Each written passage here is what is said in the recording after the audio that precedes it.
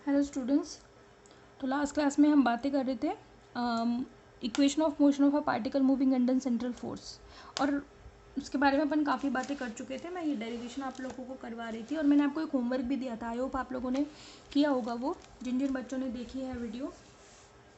देखें, इसमें हमने क्या बात की थी कि हमें बताना है कि कोई पार्टिकल अगर सेंट्रल फोर्स के अंडर में मूव कर रहा है तो उसके पार्टिकल की इक्वेशन ऑफ मोशन क्या होगी। तो हमने कहा था कि सबसे पहले तो पार्टिकल की कार्टेशियन कोऑर्डिनेट्स को we will convert into a polar coordinates. Polar coordinates बोले तो आर और theta, these are the polar coordinates, जिनको आप हिंदी में ध्रुवीय निर्देशांक कहते हैं, और ये तो आप मैथमेटिक्स में भी पढ़ते हैं। ठीक है, ध्रुवीय निर्देशांकों को, ठीक है, आर और थीटा।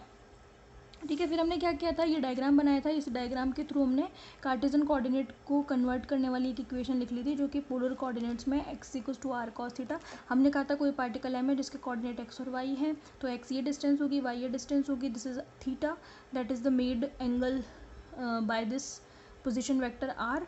आर जो है इस थीटा के साथ जो एंगल बना रहा है वो है थीटा, सॉरी एक्स एक्सिस के साथ जो एंगल बना रहा है वो है थीटा। ठीक है, फिर हमने कहा था कि इसका कंपोनेंट ले लो एक्स डायरेक्शन में, तो that is R cos theta, और वाई डायरेक्शन में लोगे तो that is R sine theta. ठीक है, तो इक्वेशन 1 आ गई थी, 2 आ गई थी, फिर मैंने इनको 2 बार डिफरेंशिएट कर लिया था। एक बार करा था तो 3 और 4 आई थी, दूसरी बार किया था तो मेरे पास ये इक्वेशन आई थी, दिस इज़ इक्वेशन 5, और आई होप आप लोगों ने इक्वेशन 6 निकाल के रखी होगी। ठीक है, और ये और है कि भाई आप लोग पढ़ना लिखना मत छोड़ देना, क्योंकि आप ये मत सोचना कि एग्ज़ाम नहीं होंगे, क्योंकि बहुत बहुत सारे बच्चे ऐसे हैं जो ये सोच रहे हैं कि भाई ये पेपर तो होंगे नहीं होंगे तो फिर क्या ही पढ़ना है, अब तो छुट्टी आ गई, अब तो मज़े हो गए हैं। ठीक है, मैं आपसे बहुत ज़्यादा मेहनत नहीं मांग रही हूँ, सिर्फ इतना कह रही हूँ कि आप डेली की चीज़ें डेली करते चलना, अपने नोट्स एटलीस्ट बनाते चलना, चीज़ें अपने दिमाग से ये करते चलना इन सब चीज़ों को, क्योंकि पेपर में एकदम से आप फिर पैनिक हो गए, क्योंकि पेपर तो होंगे। थोड़ा सा भी कंट्रोल लगा गवर्नमेंट को कोविड पे तो पेपर तो होंगे, क्योंकि लास्ट ईयर के बच्चों के पेपर भी नहीं हुए थे, तो बार बार कहाँ तक गवर्नमेंट प्रमोट करेगी, ये भी समझने वाली बात है ना। तो चाहे कैसे भी हो पेपर, किसी भी लेवल पे, छोटे मोटे लेवल पे कैसे भी हो, पर पेपर होंगे, तो पेपर में एकदम से पैनिक ना होना पड़े, इसके लिए अपनी चीज़ों को पढ़ते चलो। ठीक है, ज़्यादा नहीं, थोड़ा बहुत 2-3 घंटा पढ़ लो, क्या दिक्कत है, पूरे दिन में 24 घंटे मक्कारी करोगे क्या, थोड़ा बहुत तो पढ़ो। चलो, इक्वेशन 5 आ गई थी, मैं फटाफट से इक्वेशन 6 भी निकाल के दिखा देती हूँ जिन्होंने नहीं निकाला। इक्वेशन 4 को डिफरेंशिएट करना है 6 निकालने के लिए, 3 को किया था तो 5 आई थी। इक्वेशन 4 को डिफरेंशिएट करो, हमने लिख दिया था यहाँ पे, differentiate equation 3 and 4 with respect to t. Differentiate करो now, d2y by D T square, d2y by D T square कैसे करोगे, इसको डिफरेंशिएट कर लो, डिफरेंशिएट कर लो, u इंटू वी से करेंगे, पहले करेंगे तो क्या आएगा, d2r by D T square, sine theta ऐसे का ऐसा आएगा, फिर क्या आएगा, कॉस थीटा आएगा, और D r by D T आएगा। ठीक है, फिर क्या आएगा, D r by D T आएगा, बाकी दोनों ऐसे कैसे चलेंगे, कॉस थीटा और d theta by D T. Okay, एक चीज़ रह गई ना इधर, D theta by D T रह गया है ना, कॉस थीटा का जब अपन ने किया तो ये D theta by D T रह गया, लिख देती हूँ मैं। ठीक है, फिर क्या आएगा आपका, प्लस नहीं आएगा, माइनस आएगा, प्लस आर कॉस थीटा का क्या होगा, माइनस का sine theta, D theta by D t का होल स्क्वायर हो जाएगा ना, क्योंकि एक ऑलरेडी है, एक और आ गया तो 2 हो गए। फिर क्या आएगा, आर कॉस थीटा और D two theta by D T square. ठीक है, अब कुछ नहीं, आप आर साइन कॉस थीटा और साइन थीटा के जो कोफिशिएंट्स हैं उनको साथ में ले लो, जैसे साइन थीटा का एक तो ये है और साइन थीटा का एक ये है, 2 हैं, इनको साथ में ले लो, तो क्या आएगा, d two r by D T square minus का r d theta by D t का होल स्क्वायर, बाहर क्या बच गया आपके पास, साइन थीटा, राइट। फिर क्या करो आप, कॉस थीटा का इकट्ठा कर लो, कॉस थीटा में क्या क्या है आपके पास, देखो ये वाला है एक कॉस थीटा का, ये वाला है, ये दोनों तो ऐड हो जाएंगे दोनों, क्योंकि इनकी कोफिशिएंट्स क्या है, D theta by D T, D r by D T, इसका भी D r by D T, D theta by D T, तो मिल करके 2 हो गए, ये एक और एक मिल करके कितने हो गए, 2 हो गए। फिर क्या बचेगा आपके पास, r d two theta by D T square, यानी कि ये वाली टर्म ले ली एक तो मैंने, और फिर इसमें क्या मिलेगा, 2 d r by D t और d theta by D t, बाहर क्या आएगा आपके पास, कॉस थीटा, इक्वेशन नंबर 6। ठीक है ना, तो आप लोगों की भी जिन्होंने किया होगा उनकी भी यही इक्वेशन आई होगी, नहीं आई तो फिर देख लेना कि कहाँ गड़बड़ की है, आप लोगों ने चेक कर लेना। ओके, अभी जब हमने क्या कर लिया है, एक्स और वाई को हमने टाइम के रिस्पेक्ट में दो दो बार डिफ्रेंशिएट कर लिया है, और जब भी पोजीशन को टाइम के रिस्पेक्ट में दो बार डिफ्रेंशिएट करते हैं तो एक्सेलरेशन आता है। अब एक्सेलरेशन में भी हमें दो मिलेंगे, दो कंपोनेंट, जैसे पोजीशन एक एक्स है एक वाई है, तो एक्सेलरेशन के भी दो कंपोनेंट मिलेंगे, एक मिलेगा a x that is the x component of acceleration, और एक मिलेगा a y that will be y component of the acceleration. तो ए एक्स मतलब एक्सेलरेशन हमें मिलेगा पर दो फॉर्म में मिलेगा, एक पहले कंपोनेंट की फॉर्म में, एक दूसरे में, ठीक है। तो हम क्या कह सकते हैं, देयरफॉर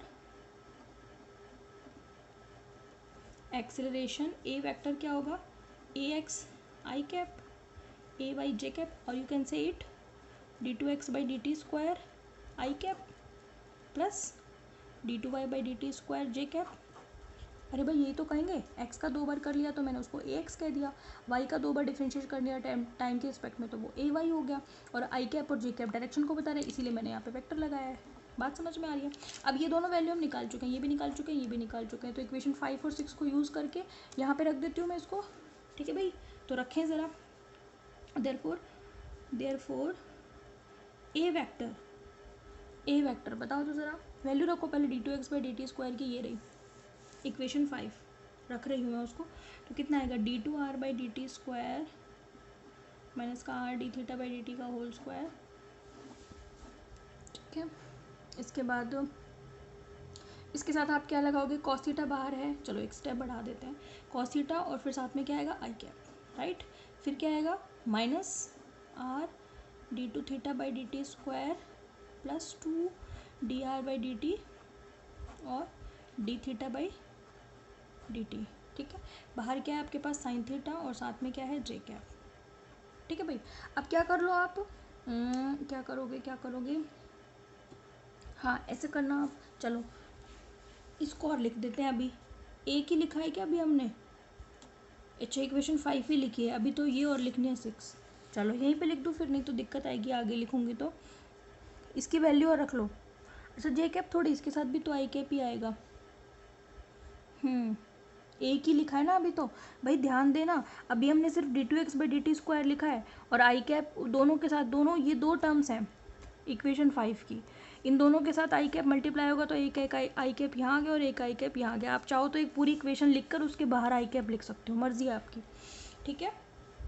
फिर आप इसकी वैल्यू भी रखो, अभी तो इक्वेशन 6 भी लिखनी है हमें, तो क्या मिलेगा प्लस d2r/dt² माइनस का r/dθ/dt का होल स्क्वायर, और बाहर कितना आएगा साइन थीटा और साथ में क्या आएगा इसकी जे कैप, फिर आएगा प्लस r/d2θ/dt² प्लस 2dr/dt और dθ/dt, और साथ में क्या आएगा आपके पास बाहर cos थीटा और जे कैप।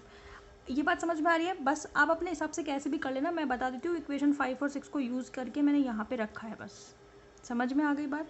अब आप क्या करना कि जो आई कैप वाले हैं और जो जे कैप वाले हैं उनके पेयर बनाएंगे, मतलब देखो यहाँ ये पूरी एक ही इक्वेशन है, ये जो दो आपको दिख रहे हैं ना ये पूरी एक इक्वेशन है, दिस इज इक्वेशन नंबर 7, ठीक है।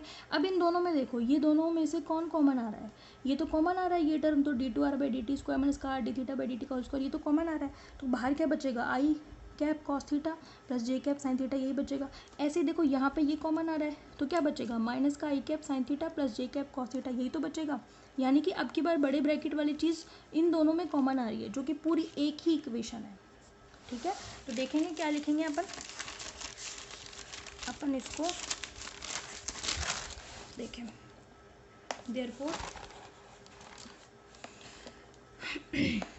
ए वेक्टर इज इक्वल टू, दोनों में से ये कॉमन आ रहा है, ये d2r/dt² माइनस का r/dθ/dt का होल स्क्वायर, तो मैं इसको कॉमन निकाल रही हूँ, d2r/dt² माइनस का r/dθ/dt का होल स्क्वायर। बाहर क्या बचेगा आपका, बाहर बचेगा आई कैप cos थीटा प्लस जे कैप साइन थीटा, ठीक है, आई कैप cos थीटा प्लस जे कैप साइन थीटा, ठीक है। ये पूरी एक ही इक्वेशन है, ये बार बार बोल रही हूँ मैं ये चीज़, ठीक है। फिर फिर ये दोनों कॉमन आ रहे हैं, ठीक है। तो देखो फिर क्या लिखोगे आप, plus r/d2θ/dt² plus 2r/dt dθ/dt, ठीक है, 2 d r by D T D theta by D t. और साथ में क्या मिलेगा आपको, साथ में क्या मिलेगा, ये मिलेगा देखो माइनस का, ये माइनस इधर आएगा, ये दोनों तो मैंने कॉमन ले लिया इन दोनों में से, ये तो अंदर क्या बचेगा माइनस का आई कैप साइन थीटा प्लस जे कैप कॉस थीटा। ठीक है, माइनस का आई कैप साइन थीटा प्लस जे कैप कॉस थीटा। सही बात है ये। ठीक है, तो ये हमारे पास क्या बचेगा, ए वेक्टर इज इक्वल्स टू, देखें ये हमारे पास इक्वेशन मिल गई। ठीक है, अभी अपन इसको नंबर डाल देते हैं, कितना डाल दूँ मैं इसको, इक्वेशन नंबर 8। ठीक है, इक्वेशन नंबर क्या डाल दी मैंने, इसको 8 डाल दी। अब ज़रा ध्यान देना आप कि ये जो हमने ये क्वांटिटी लिखी है और ये वाली जो क्वांटिटी मिली लिखी है, ठीक है ना, ये क्या होते हैं, ये आपको ध्यान रखने हैं। सिंस आर वेक्टर जो है, सॉरी आर कैप जो होता है वो होता है आई कैप कॉस थीटा प्लस जे कैप साइन थीटा, ये आपको ध्यान रखना है। और थीटा कैप कितना होता है, ये होता है माइनस का आई कैप साइन थीटा प्लस जे कैप कॉस थीटा। बात समझ में आई। देखो ये जो एक्सेलरेशन की इक्वेशन थी ना, ये तो थी, आप इसको कैपिटल ए डाल के रख सकते हो, ये थी आपके पास एक्सेलरेशन इन कार्टिजन फॉर्म। ठीक है, और यहाँ पे जो हमने एक्सेलरेशन निकाला है ये दरअसल एक्सेलरेशन ही है, पर ये पूरा देखो कहीं पर भी एक्स और वाई आ रहा है क्या, नहीं आ रहा, तो ये पूरा आर और थीटा की फॉर्म में है, इसका मतलब this is acceleration in polar form. समझ में आ गई। तो इसको अपन ये जो छोटे ब्रैकेट में लिखा हुआ है इसको हम लिख देंगे यहाँ पे आर कैप, ये आर कैप होता है, और ये जो है इसको लिख देंगे अपन थीटा कैप। तो इक्वेशन क्या बनेगी मेरी, देयरफॉर एक्सेलरेशन ए वेक्टर कितना बनेगा, d two r by D T square minus का r d theta by D t का होल स्क्वायर, और साथ में क्या मिलेगा आर कैप, फिर क्या मिलेगा plus r d two theta by D T square plus 2 d r by D t और d theta by D t, और साथ में क्या आ जाएगा थीटा कैप। समझ में आ गई बात। अब ये क्या है, जैसे हमने कार्टेशियन में ये इक्वेशन लिखी थी ए x i cap plus A y j cap, polar form में क्या लिख सकते हैं, पोलर फॉर्म में अगर मैं एक्सेलरेशन लिखूं तो मैं ऐसे लिख सकती हूँ कि नहीं, A R R cap plus A theta theta cap लिख सकती हूँ या नहीं, इन पोलर फॉर्म में जो कोऑर्डिनेट होगा वो आर और थीटा की फॉर्म में होगा। जब मैं इस इक्वेशन 9 को इस इक्वेशन 10 के साथ कंपेयर करती हूँ, 9 और 10 को कंपेयर करती हूँ, तो ए आर की वैल्यू तो ये मिलेगी और ए थीटा की वैल्यू ये मिलेगी कि नहीं मिलेगी। ठीक है, देयरफॉर कंपेयरिंग इक्वेशन 9 एंड 10।